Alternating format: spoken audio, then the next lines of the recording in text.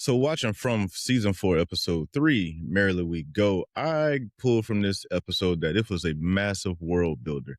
It gave us a lot of pieces, a lot of clues, a lot of details about all of the characters. And I think it set in motion where all of their stories could be going for definitely the rest of this season, but maybe even for the entire series. But I will say one thing that drove me crazy in this episode is that Tabitha, not even 24 hours after finding her husband strung up in a barn, is trying to leave her kids and go on this secret mission on her own to go back to the lighthouse and see if she can save the day. And while it is a noble idea and I understand it, this probably isn't the time to try some heroics. And I guess I say that because last week we just had to deal with the traumatizing fallout of Jim's death. And after dealing with that, this week they made sure to turn up all of the psychological warfare up a notch. We've got the double funerals with screaming crows. We have Victor falling out in the forest and scared to death. Randall and Julie are looking for Ethan's books to help her with her story walking. Boyd is trying to figure out what the hell is going on.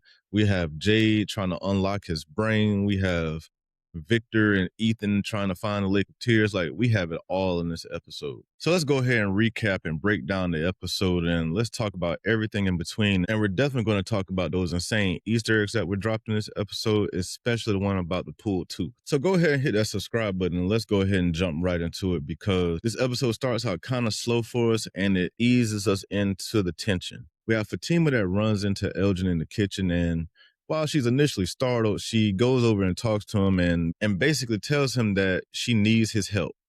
And with what we learn later in the episode, that she is having him bring dirt up into the room.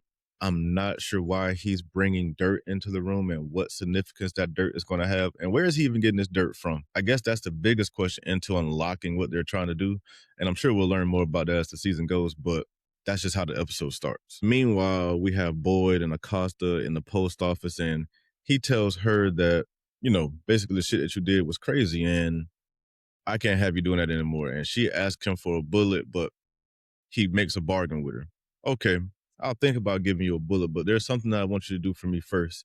And later in the episode, he takes her down to one of the cellars where they have things stored that are from the people that arrived there before that are probably not with us anymore. It's all of their things, but this is the stuff that they couldn't figure out what to do with. And I guess it's some of the mysterious stuff. And he wants her to use her police detective skills to go through it and try to figure out if they've missed anything and maybe they can find a way out. I doubt that she's going to find anything in any of this stuff, but maybe she'll just find out about different people that were there. But outside of that, and that could be a clue, but outside of that, I don't think Acosta's going to find much in the cellar looking through everybody's old things. Now over at the clinic, we have Sophia, Kenny, and everybody else preparing for this funeral. Sophia's there and she asks for some time with her father, and she goes over and rubs on his body, and she digs into his mouth and pulls out a tooth.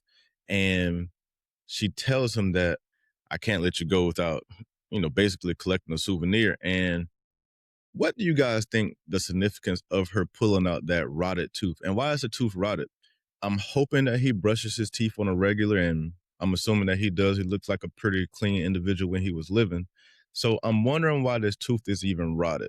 And if it has something to do with Sophia, aka the man in yellow, because remember, she is the one that killed him. She put his hand on his chest and he died from a heart attack more than likely. But what is the significance of her taking this tooth? Most serial killers and crazy people like collecting trophies and stuff like that. So it could be just as simple as that. But what do you guys think it is? But then when we get to the actual funeral, this is when the crazy stuff starts to happen. And this, to me, was probably one of the biggest spots in the episode, because at the funeral, it starts to get surrounded by crows flying around.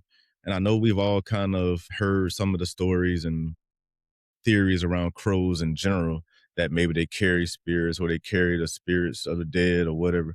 So maybe these crows are the people that used to be in the town and they're trying to give them a warning, because one of them definitely lands right by Jim's grave. And it's interesting that one, the crow landed there, but why are all these crows circling, and why did Sophia look obviously annoyed when they were circling? I'm thinking that this is all connected in some type of way. Maybe these crows are the former people of the town and they're here to warn the current people of the town about something, because it's not like they could talk, so I'm not sure what they're going to warn people of. But these crows noticeably startle everybody in the town, and I think they're going to have a bigger significance as the story goes on, because we do see another crow later that lands by the man in yellow's jacket when Victor and Ethan are out in the woods. And later, as the episode goes on, we see everybody in the diner, and long story short, Julie goes over to introduce herself to Sophia and offer her condolences. And it seems that Sophia basically purposely misinterpreted Kenny's words about when the Matthews family arrived in town, that all the bad shit started happening. But that was clearly probably done to stir up Julie and send her off on something, because we all know that Sophia is the man in yellow. And like I said last episode, everything that Sophia does in this form is planned, because this is her favorite part.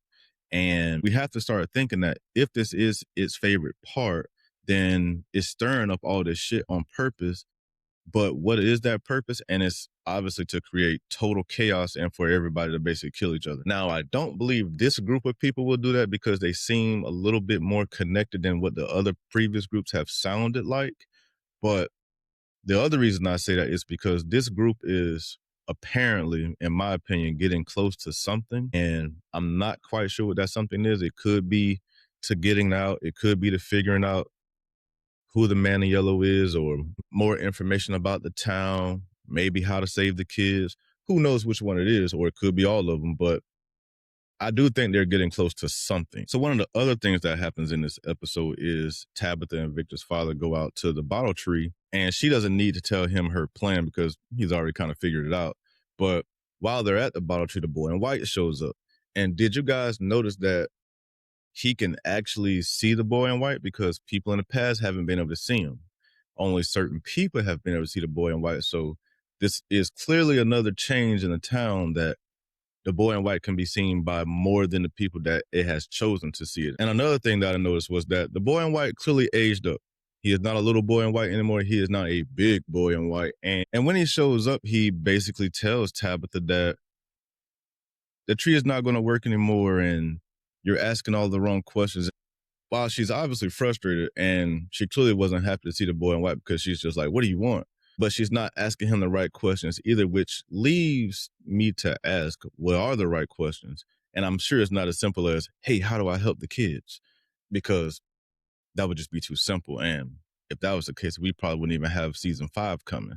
So we know it's not that simple. But what is the question that she's supposed to be asking, especially since the bottle tree is not going to take her back to where she thinks she's going to go anymore? And the only other things that happen in this episode is Julie and Randall go over to the collapsed house and look for Ethan's book bag that has his books in it. And the main reason for that is so she can investigate more of her story walking, and trying to basically see if she can unlock something and find a way to go save her father. And we all know it's not going to happen, but I do believe this is going to help her story walker maybe understand what happened to the town further back in the past. And that could be very, very helpful information to the people of the town, because right now it seems like everybody's pretty lost in the sauce. And other than Jade finding his magic mushrooms and Victor pissing himself in the woods after seeing the man in yellow's jacket and clearly been fearful for his life and everybody in the town, we see Boyd out talking to his wife at her grave, and a hand comes out of the ground and grabs him. And it's not there anymore once he finally gets control and stands up. And it makes me think that he was probably hallucinating in this moment, or is this something that did come out and grab him to basically give him a sign?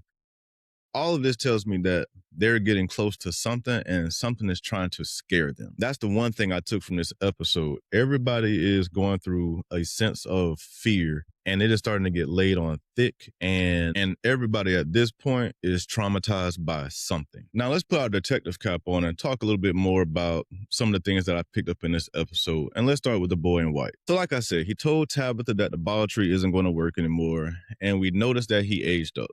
So the reason that I'm thinking that all of this is happening is because the timeline is probably broken in some type of way. And whatever Julie is doing with her story walking, because that is the only thing that has happened since the last time we have seen the boy in white, maybe her story walking broke something within the timeline, and it is causing everything else to change, including the boy in white aging up. Because as we've seen in this show, when they've gotten close to something, things have changed.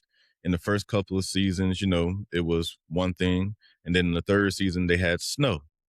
And if you remember, they said that this was the first time that had happened. And I'm not sure if it's a type of punishment because the snow came and all the vegetables and stuff rotted and they couldn't save their food because it was freezing. So that was probably some type of punishment. So I'm not sure why the boy in white aging up is a different change, but I don't think it's some type of punishment. I just think it's them getting closer to something, which is probably figuring out how everything works.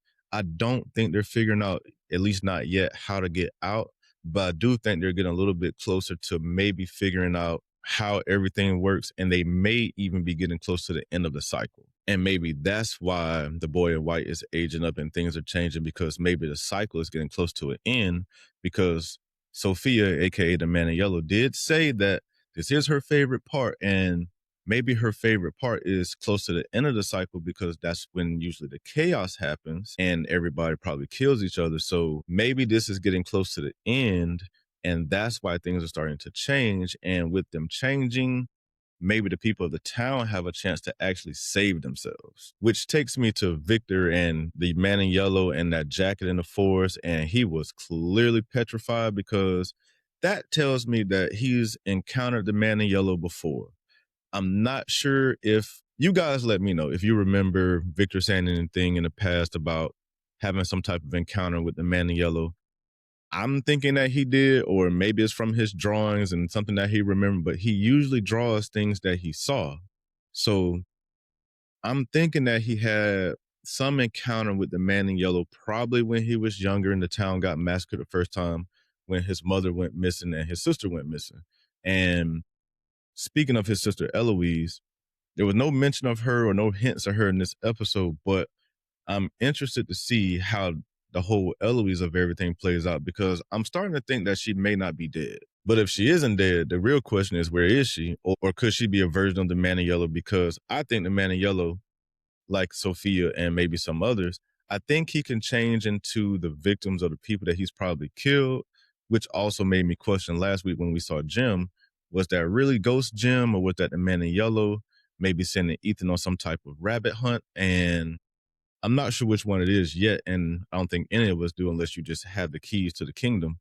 But something broke Victor, and I'm not sure what it is yet, but I'm sure that the man in yellow and Victor have had some type of crossing of the paths at some point, and that is what's driving Victor's fear, because he says that he didn't think it was real.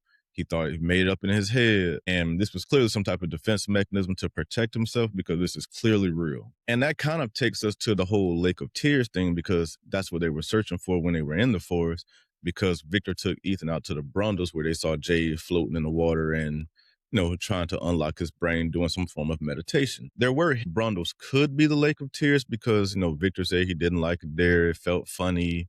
So maybe there is something more there under the lake, but maybe not. And I don't think it's going to be that simple as, oh, it's a lake and we can unlock it here and we could bring people back from this lake. I'm sure it's a little bit more metaphorical than that. I don't think it's probably a literal lake, especially since it's coming from a story in a book. It's probably completely metaphorical to their real world. So I doubt that Lake of Tears is an actual lake, and it's probably referring to something different. I think everything pointing us to the Brundles as the Lake of Tears is a misdirect. The Lake of Tears is referring to something else, because while the Brundles is right there and it's not that far away, that doesn't mean that's the only lake there, because we've seen Boyd travel out and to the distance or whatnot, and I'm not sure how far he actually walked off, but we do know there's more out there. We just don't know how far out there is and how far they can actually go. So yeah, that's basically it for episode 3. And that's everything that I pulled from my initial first watch of episode 3.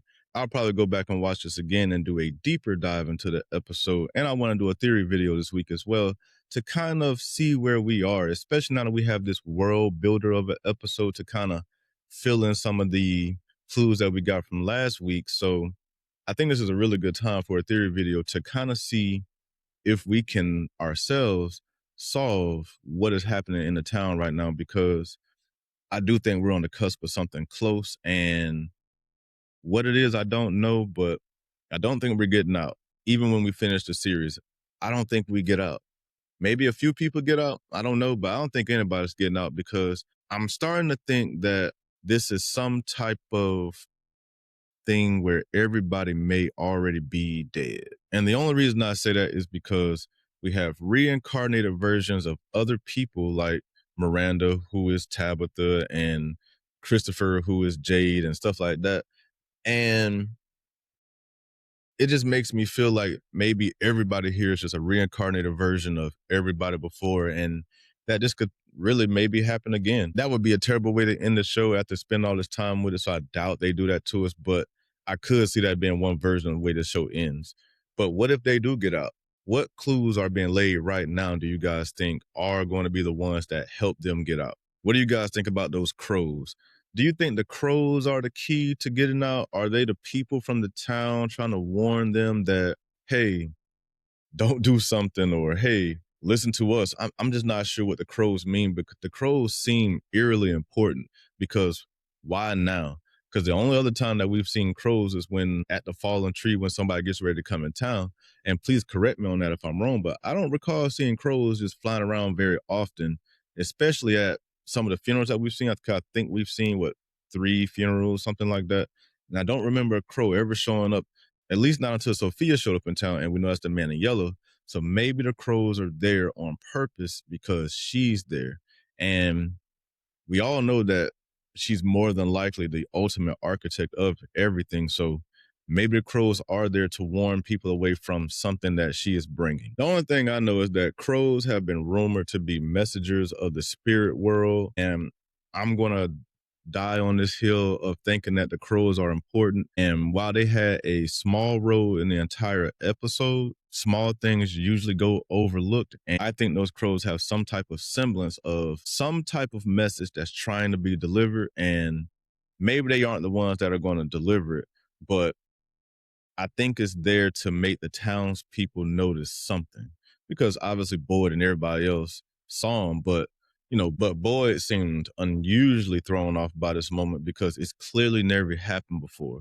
And things that have never happened before keep happening. So why are they happening if they're not getting close to something? Knowledge has a cost and all of that stuff like that. It's all a big sign that they're getting close to something. And I honestly don't think if they weren't getting close to the end, or, figuring out how to get out of the town potentially, that the man in yellow would be going this hard to maybe block that from happening. But we will see as the season goes on how this all unfolds. But this was a great episode. I enjoyed it. Like I said, this was a pretty much a world builder episode. Gave us a bunch of nuggets here and there, and gave us a little perspective on all of the characters. And now we kind of have a set in motion to where things are going to start going and what everybody's going to be doing for at least the next few episodes. So now it just brings the question, what consequences are going to come from everybody maybe potentially learning something, especially Jade, because he has this magic mushroom now and he's going to unlock something in his brain, and that may come with a severe punishment. But all right, Frumley, let me know what you guys think down in the comments. Let me know what you guys thought about this episode whenever you watch it. And please tell me what you think is going to happen in episode 4, because I'm here to theorize about that too. And we will be dropping another video later this week, probably midweek. And we're going to talk some theories about episode 4, because we'll probably have a trailer by then. And we'll also talk about some theories for the rest of the season and see where we're going and see if we can solve everything before everybody else does. And thank you for coming, and please keep coming back for more. And I will see you in the next one.